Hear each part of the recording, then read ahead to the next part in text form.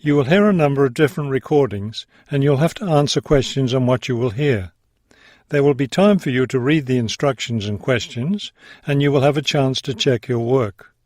All the recordings will be played once only. The test is in 4 sections. Write all of your answers on the test pages. At the end of the test, you will be given 10 minutes to transfer your answers to an answer sheet. Now turn to Section 1 on page 201.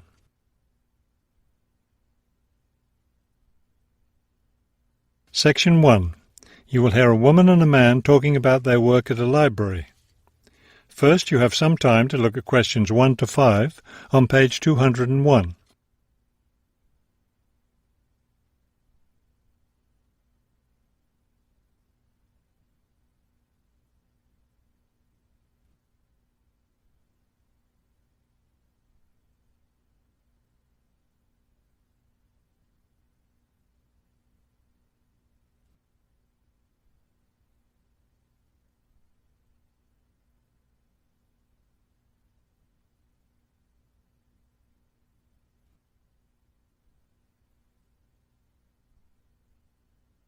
You will see that there is an example that has been done for you.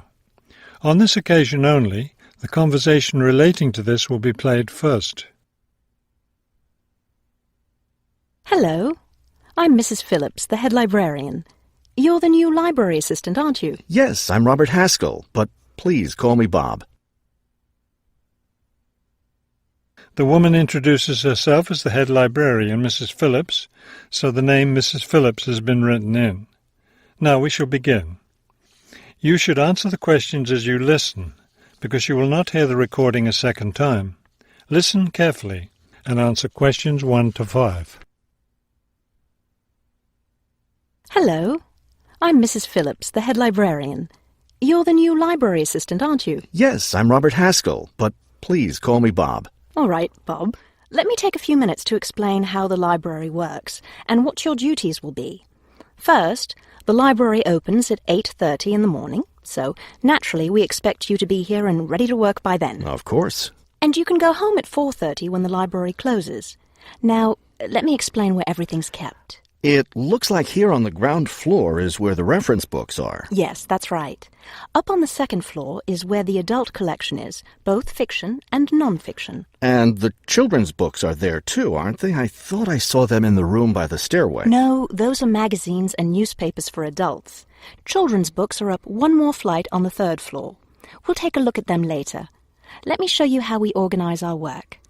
Do you see that brown book cart over there? The one by the door? Yes, that one. Those books have been checked in and need to go back on the shelves. Okay, so the brown book cart has books to reshelve. What about this black cart by the desk? Those books have torn pages or damaged covers. They're all books that need to be repaired. Okay, I know how to do a lot of that. I'm pretty good at mending torn pages and covers. That's great, because we really need help with that. And that white cart in the corner, what are those books for? Those are old books that we've taken off the shelves to make room for new ones. We sell them as used books to raise money for the library. So they're all ready to sell? Yes, that's right. So now you know what to do with the books in the carts. Let's talk about our activities schedule. Before you hear the rest of the conversation, you have some time to look at questions 6 to 10 on page 201.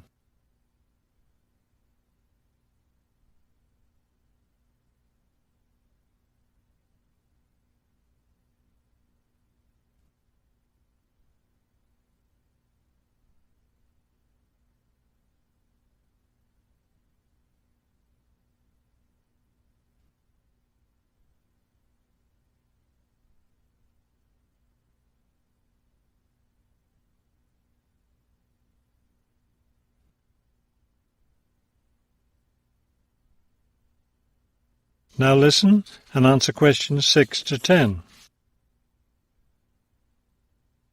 I understand this library has a number of interesting activities every week. Yes, our activities are quite popular.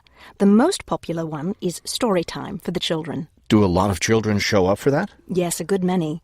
It takes place in the children's room on Thursday mornings at 11. Isn't there a family movie night, too? Yes, but it's not at night anymore. We used to have family movies on Fridays when the library is open until 9, but now we have a different activity at that time, so we had to switch family movies to the weekend, Saturday afternoon. How much do you charge for the movies? They're all free.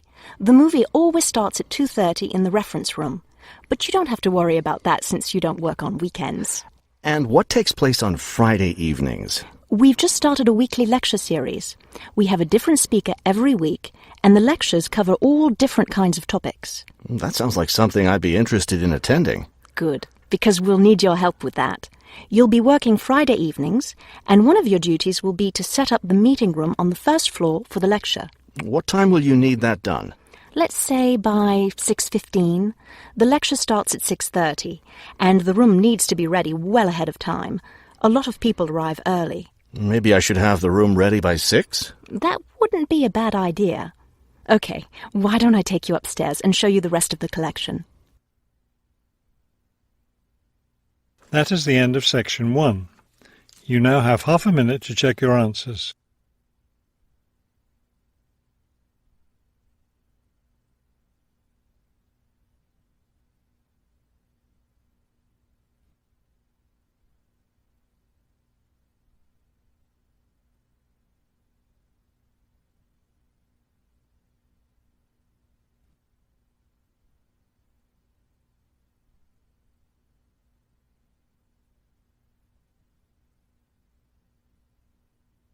Now turn to section 2 on page 202.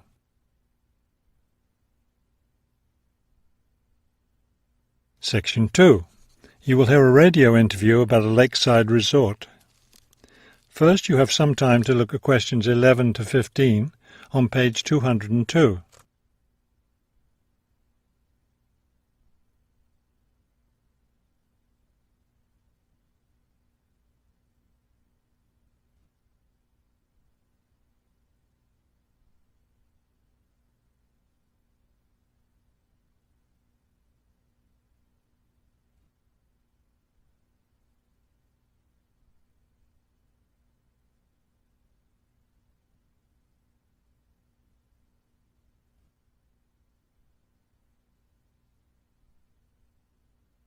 As you listen to the first part of the talk, answer questions 11 to 15. Good afternoon, and welcome to today's show. The warm months are with us, and many of you are getting ready to plan vacation trips. To help you with that, we have a special guest today, Robert Sampson, director of the Golden Lake Resort. Robert, I understand Golden Lake is a popular place for families to spend their vacations. Yes, families enjoy spending time at Golden Lake. Many come back year after year. We have a spectacular location and fun activities for both children and adults. Could you describe for us some of the activities available at Golden Lake? We have a lot of water activities, of course, since we're right on the lake. We have a pleasant sandy beach for swimming. We also have canoes and sailboats available, and many of our guests enjoy boating on the lake. I imagine water skiing would be popular among your guests. Actually, we don't permit water skiing in the resort area. It can be dangerous for swimmers and for the canoeists too. We do have a great location for fishing, though, and you'll often see guests fishing from our dock or from the canoes. That sounds very relaxing. What about activities on land? Do you have facilities for tennis? We had tennis in the past, but the courts fell out of repair, and since we found that most of our guests weren't interested in the game, we closed the courts down. So that's no longer an option. And naturally, because of our location in the woods, we don't have an adequate area for a golf course. But I'd like to let your listeners know that we'll be adding a new activity this year. We've made an arrangement with the local stable, so now we're going to have horseback riding available for our guests. We've created several riding trails around the lake. That sounds lovely. Now, what about rainy days? What can your guests do when the weather's bad? We have a games room and a crafts room. When the weather's rainy, some of our very talented staff members offer arts and crafts classes for all ages. What fun! Do you offer any other classes or activities? Before you hear the rest of the talk, you have some time to look at questions 16 to 20 on page 202.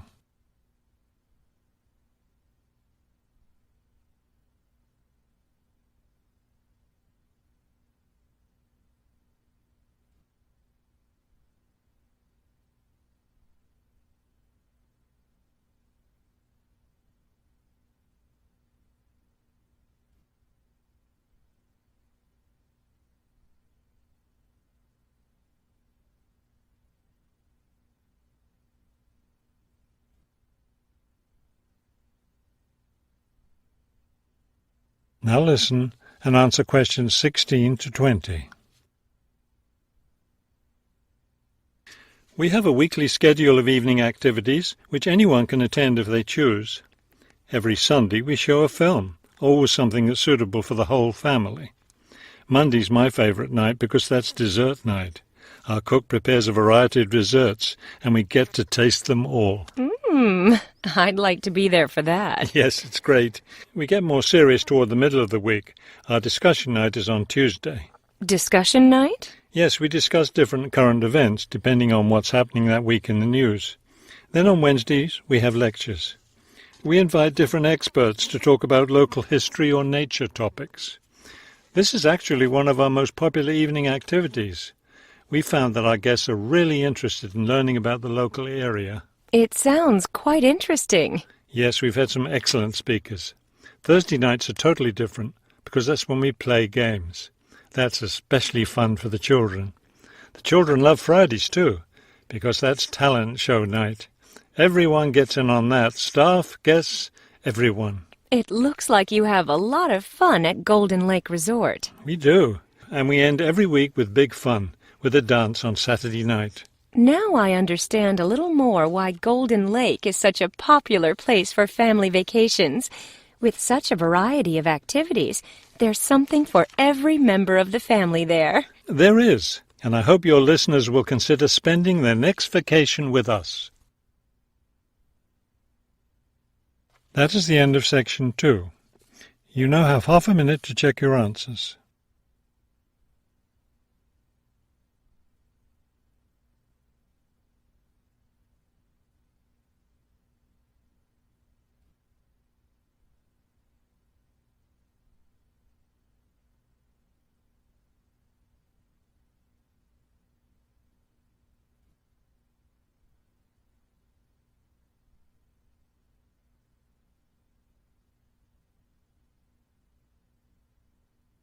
Now turn to section 3 on page 203.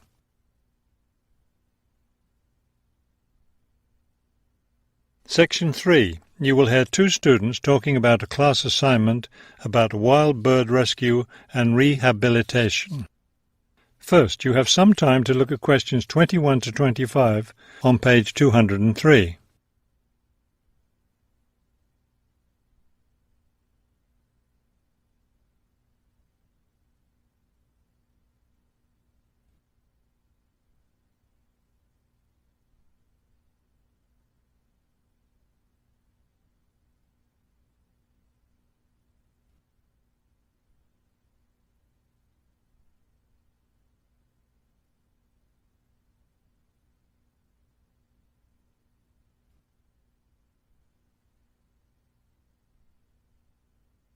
As you listen to the first part of the conversation, answer questions 21 to 25. Okay, let's go over the requirements and see what we have left to do. Let's see. We have to give the professor a written summary of the information we've gathered on our topic, wild bird rescue and rehabilitation. The other written thing we have to turn in is a case study of the rehabilitation of one bird. We have the information on that already. Right.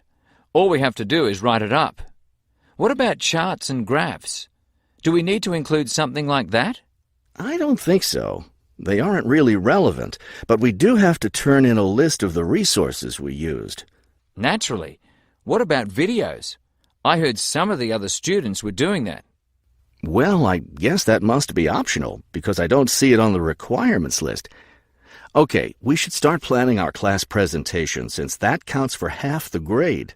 We've looked at lots of sources of information, but I think our best source was the interviews we did with the wildlife rehabilitators. Agreed. That and the journal articles. I think we have enough information from those two sources for the presentation anyhow.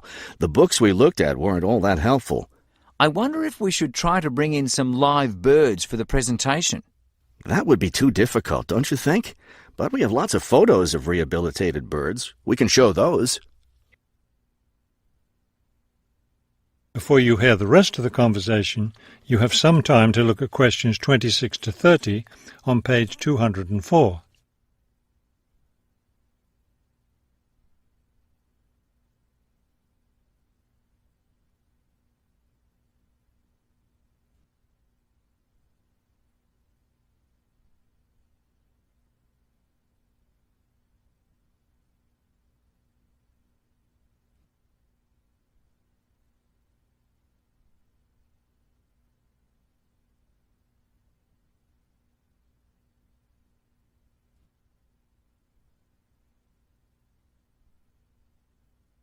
Now listen and answer questions 26 to 30. Right. OK, I think we should start by talking about how to rescue a bird. Probably first we should help people understand which birds need rescuing. Yeah, that's really important. Because a lot of times people see a baby bird that's all alone, or they find a bird sitting on the ground and they think it needs to be rescued. And usually, those are just baby birds learning to fly. So we should emphasize that people should only attempt to rescue a bird that's clearly injured. For certain kinds of birds, the rescuer needs to wear protective gloves because some of those birds have sharp claws and can tear your shirt, or worse, injure your face or some other part of your body. Yes, that's an important point. OK, next, let's tell people to put the injured bird in a box with good air circulation. We should let them know that a cage isn't necessary, and a bag, especially a plastic one, could hurt the bird more. Another thing we need to say is that the best way to help the bird stay calm is not by petting it or talking to it, but by leaving it completely alone. Then people should take the bird to the bird rescue center as soon as possible. Right, and we should also point out that when they're driving the bird to the rescue center, it's better not to play music on the radio or talk loudly, because those things just stress the bird. Yes, it's better just to speak quietly while you have the bird in the car. Okay, we've got that part covered. Next we should talk about what happens at the rescue center. That is the end of section 3. You now have half a minute to check your answers.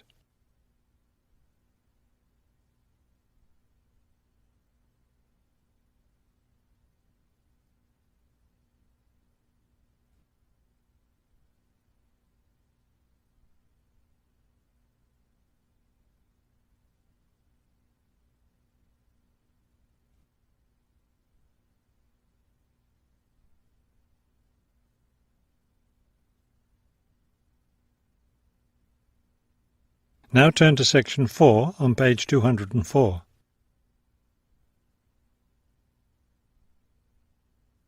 Section 4. You will hear a lecture about the Great Barrier Reef. First, you have some time to look at questions 31 to 33 on page 204.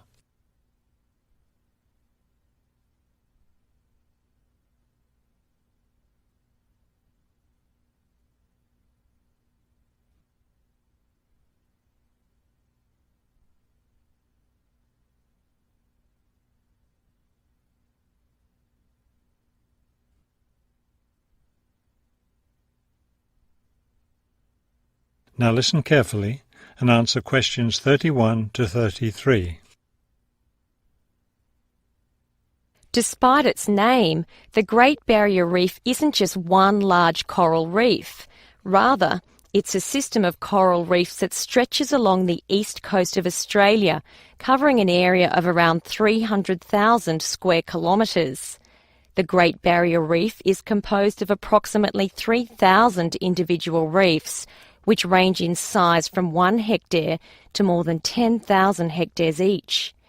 In addition, around 600 islands are scattered throughout the area, particularly at the northern and southern ends. The reefs themselves are composed of over 400 different kinds of coral, the largest variety of corals found anywhere in the world. Before you hear the rest of the talk, you have some time to look at questions 34 to 40 on page 205.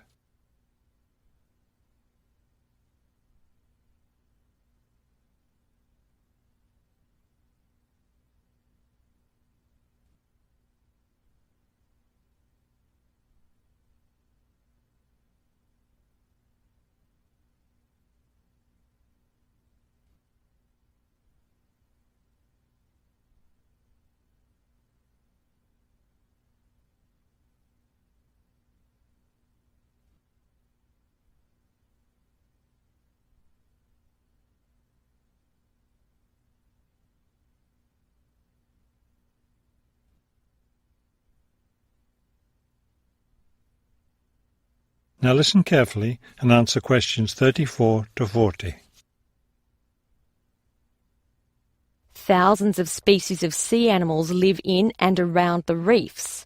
Altogether, approximately 1,500 species of fish inhabit the reef area, including a number of different kinds of sharks. One of the more interesting mollusks to be found in the reefs is the giant clam. This huge shellfish can live for more than 100 years and can weigh as much as 200 kilos. Sea mammals abound in the area, which serves as a breeding ground for certain types of whales, many of which are endangered.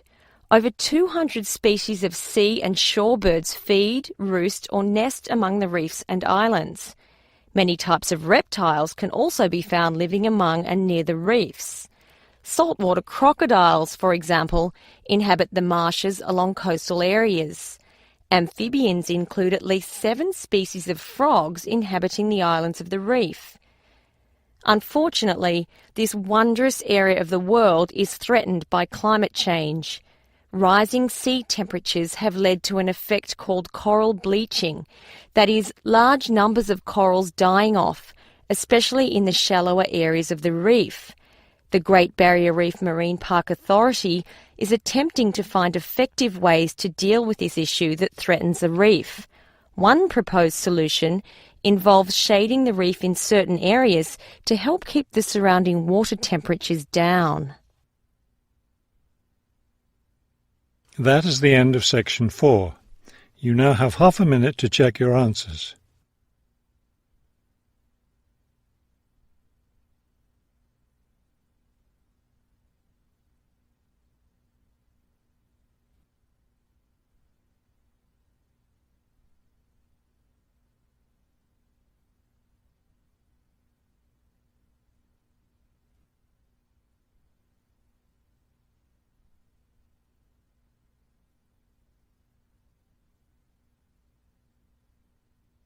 You will now have 10 minutes to transfer your answers to the listening answer sheet.